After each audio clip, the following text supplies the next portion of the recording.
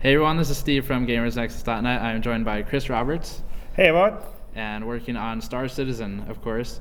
And we're here at PAX East. This content will be focusing on instancing and handling multi-crew ships and players and all these sorts of things. And have lots of technical talk for the people that are into that. We obviously want to try and get as many players into one server instance as possible. Right. And our sort of limitations are mostly to do, some of it's network traffic bound and some of it is just sort of rendering bound because we have a much higher fidelity, in terms of both graphical and the simulation. So even on the network traffic, you tend to have to communicate more information about the various components and the ship that you have. That, like in a sort of more traditional MMO, you don't really have to do much more than say, oh, my character is now walking over to this point because that's what you clicked on. Whereas with us, we have a whole bunch of other simulation criteria. But we're actively working on things to try and increase the count, which partly is optimizing our own code, optimizing our server code, and then partly being smart about how we manage the rendering and the update of things. So, where the format CryEngine's default multiplayer setup, and actually most FPS multiplayer setups, isn't very useful for the way Star Citizen works, because most of the stuff's in space, and you tend to have areas of huge emptiness, and then you have areas of a lot of density, right? So like if you think of a capital ship, and inside that capital ship it's like an FPS level, and there can be lots of NPCs or players aboard and a lot of geometry detail. Then that capital ship can be flying in a big empty space. And so traditionally most engines sort of have like spatial partitioning systems that sort of kind of assume a fairly constant density of data. So most FPSs use things like octrees and stuff, which are quite good for, okay, I've got to build out like my FPS level, and it's got, every 5 meters it's got a new piece of geometry. But that doesn't work so well for us, because we can have that, but then we can have huge areas that have nothing, and so it's not particularly efficient to sort of traverse or deal with that data or occlude objects inside that. So we're working on this thing, which I've talked about in Attempt for the Chairman, and I think there was a question about zones, so someone must have watched that and asked the question. So we have this new thing that's sort of called the zone system, and it's sort of the best way that we've come up with to do sort of good spatially partitioning of our sort of data and updates. We're trying to unify it into one system, because a lot of things in like most engines, there's like a separate partitioning system for the rendering, and there's a different one for the entity updates, and then there's a different one for the network traffic. Well, the idea with this is to put it all in one zone system that can be used by rendering, that can be used for visibility occlusion, that can be used for updating, that can be used for intelligent network updates and stuff like that. And so the concept of the zones is really just sort of breaking things into containers that are sort of logical. So, say a zone could be orbit around Terra, and that could be the zone that contains Terra, the planet, and the ships or the space stations in direct orbit around it. Now, there also could be a zone in one of the ships that says, okay, here's a spaceship, it's its own zone. And then inside the spaceship, it has multiple zones where you could think of each room being a zone. So really, it's sort of like a way to sort of create hierarchical data structures that are not necessarily limited to specific dimensions or sizes. They're sort of flexible and fluid. And so if I move a spaceship, a big spaceship that has all these different rooms and characters inside, well, it's actually one zone that contains a bunch of other different zones. Now, using this, if we just update the position of the spaceship zone, so it's updating inside this big point of interest zone, which is the Terra one. Well, I just thinking of the structuring the code this way, you just have to change the position of the spaceship zone, and everything inside it is all relative to it. So you don't have to update any of the children. You just do the master, and then all the update and rendering code is fine for. So it's just much more efficient. Like the way, say, CryEngine works and a lot of other engines work is that you tend to have this trickle down. So in the old way, it'd be like if I have children of a parent, say a spaceship, and inside the children would be like other players or rooms. Typically what happens is I move the spaceship and then it cycles through all the children and updates their positions too. So it's sort of changing the kind of paradigm around. So you're always sort of updating so it's, I guess the easiest way to think of it is a lot of local space coordinates, right? So most engines have this concept of like world space and then local space would be relative to your parent.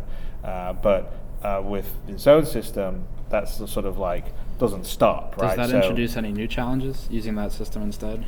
Well, I mean, it's a big challenge in that it's something that isn't in CryEngine. So we're basically putting that in and replacing the octree and the physical grid, because like the physics system, because another one we use is the physics system in CryEngine has its own sort of like entity grid for the physical entities, and then there's another grid for the entity system, because the entity system is different than the physical entity system. So you have all these different systems, and the AI has its own AI objects that move around with entities, and they have their own grid that they get worked around. So, and network has its own sort of the networking has its own sort of distance culling. So they have all these different systems that essentially kind of do the same thing, which is sort of to intelligently cull out things that you don't need to render or you don't need to update. And so we're trying to unify it so we can be more efficient, and they can all sort of be speaking the same language. So that's a big challenge because this is going in the high level. We're lucky enough that we've hired we have 20 odd people in Frankfurt now. We're going to grow it to about 40. The core of our Frankfurt team are the core of the CryEngine, like guys that built Far Cry, right? Alumni of and Crysis, and so we've been lucky enough to hire some of the original architects of CryEngine, and so they're the ones that know and this low level stuff that we're doing, and they're actually leading the charge on this zone system. I'm pretty confident that we'll get it to it'll be implemented well, but that's a fairly large. We're just on the tail end of the large world implementation, which is moving the engine to 64-bit. So that's pretty much done, and then the next stage is this zone system, and those things together are sort of are going to allow us to have these really large spatial areas. Because you literally will be able to fly from one side of the system map to the other side of the system map. All the way, it'll all be sort of in the same space, but you'll be flying in and out of these zones. So, for instance, where I think I've talked about like quantum jump, when you sort of like it's like your fast travel. That drops you out, and it drops you out into like the zone. It would drop you out in the zone, and as you get close to the zone, it would go, okay, in this zone I have an asteroid field, so let's start streaming in the data, the geometry we need for the asteroid fields, and I'll create the asteroid entities in the background, and there's 4 pirate ships, so let's stream in the geometry I need for them and create them in the background. And so that's all known because as we move around, based on where we have the zones sort of contain what's inside of them.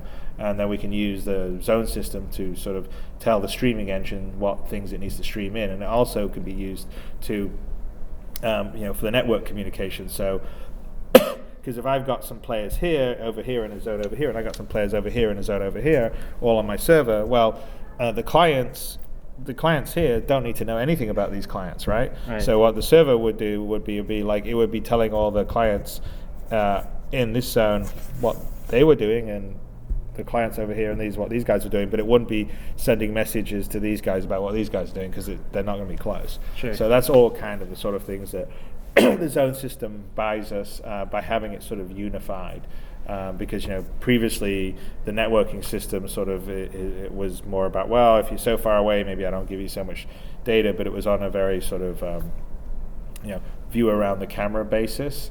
So it didn't have this concept of like potentially, because what we want to do is we want to have the server to be able to be loaded up with as many players as possible. So essentially the server should be able to, say if our player count's 50 or 100 people, they should be all simulating, even if they're not all close to each other. They could be all spread around the system, and then as more and more people join in the system, we would probably spin up another server, and if there was like 50 people here and 50 people here, well, then these 50 people would stay on this server, and these 50 people would be moved on to a new server. It'd all be seamless in the background. You wouldn't realize that you just got handed off to another server, because from your point of view as a client, you only see the world around you.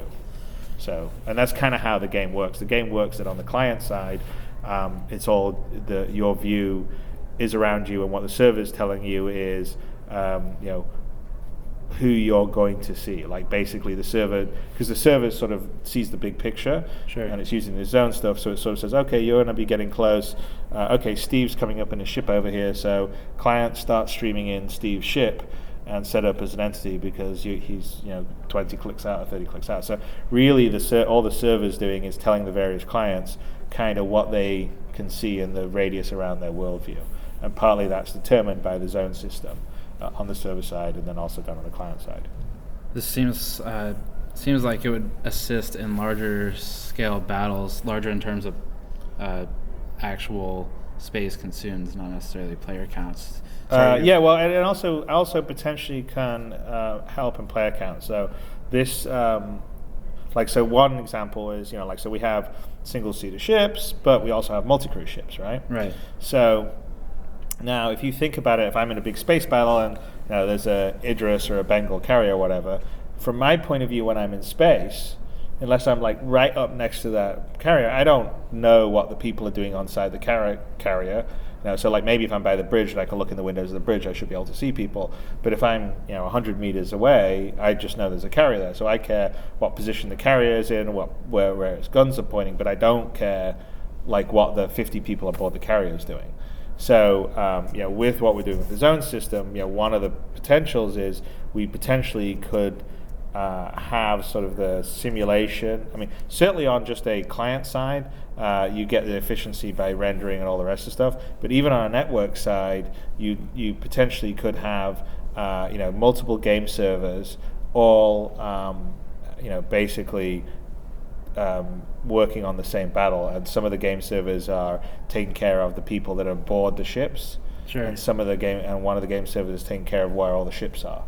So that's one way that you potentially could increase your player count, because you could maybe, if your limit is I can have 50 ships or 50 players, then you could potentially have 50 ships and then 100 players or 200 players if they were aboard these other ships, as long as they're not like in the same space together. Because if you think about it, like inside a carrier or an Idris or something, that's its own like contained level. Right, yeah, so you yeah. could have a different server worrying about what all the people are doing on board the ship, and then that ship communicates back up to the server that's dealing with the space level, saying, well, this is the way the gun's pointing, and the gun may be pointing because you were in the turret moving it that way, but on the sort of space battle side, that server doesn't really need to know. Doesn't care. Yeah. What like if you got someone's wandering down a corridor, well, it doesn't care because you're not there, you don't see that, right? So that's one of the ways that we're the zone system could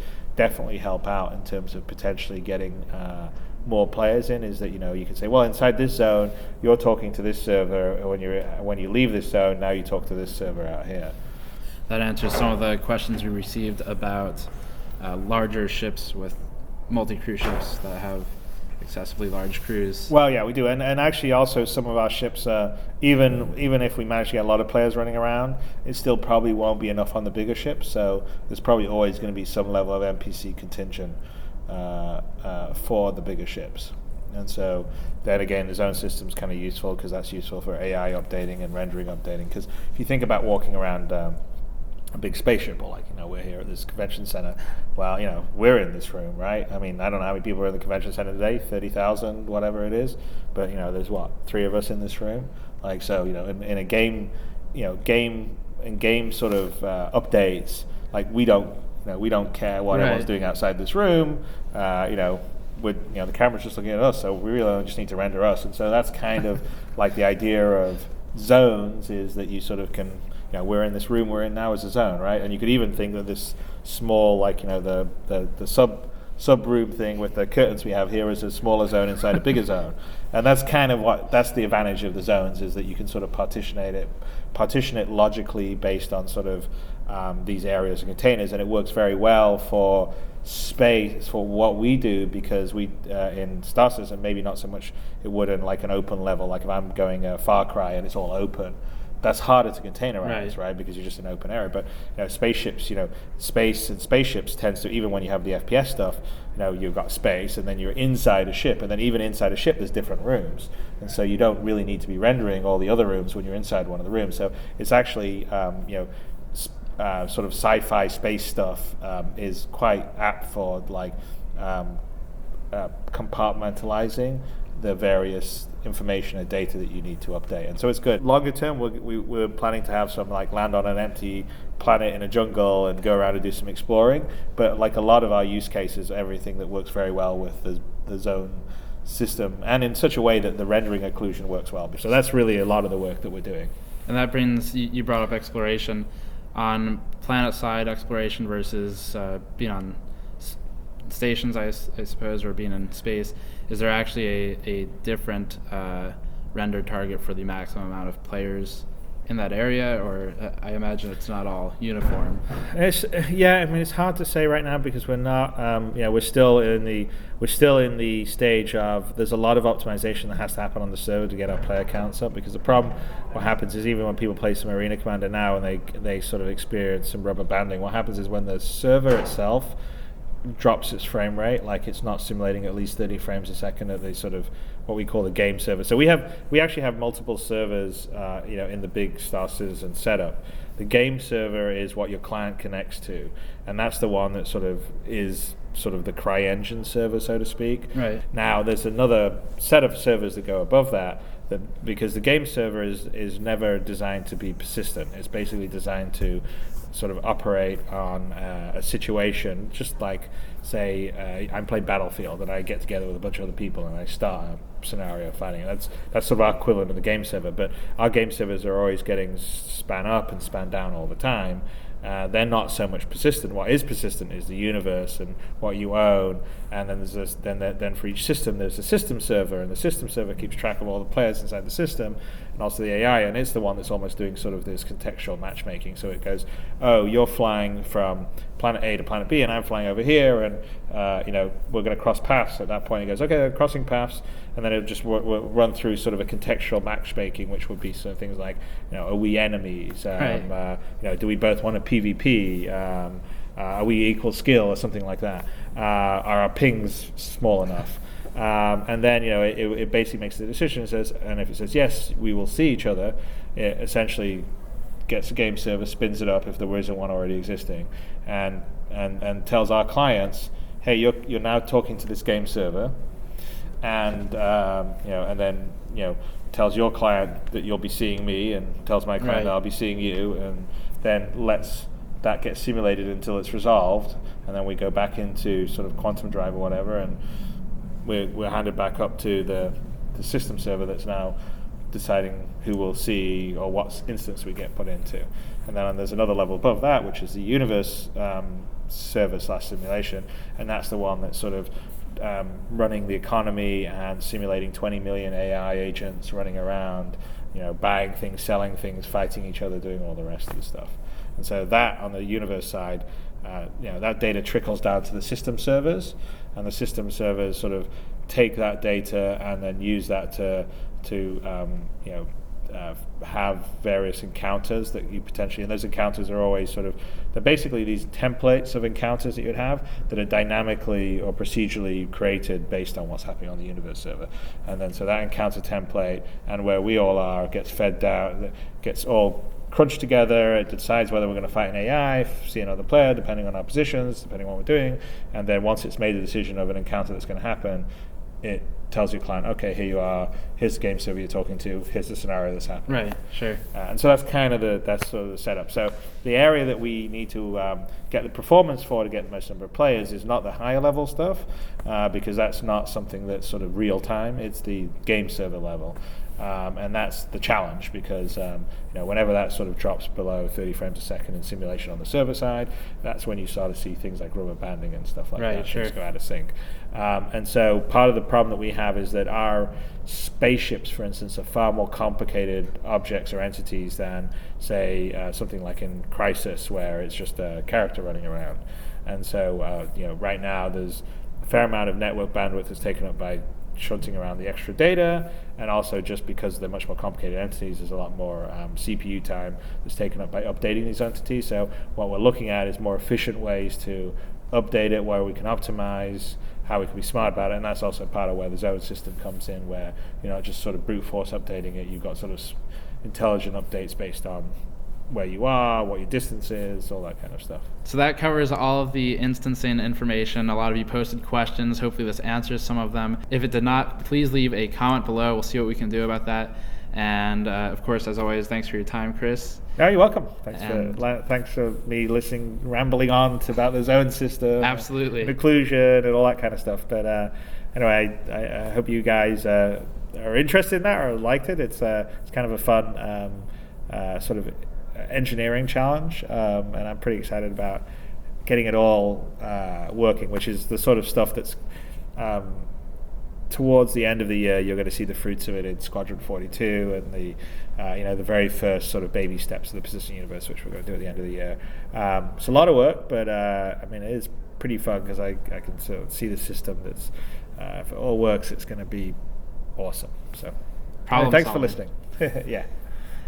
Links would be robertspaceindustries.com and of course gamersnexus.net for our own coverage, and we will see you all next time. All right, see you next time.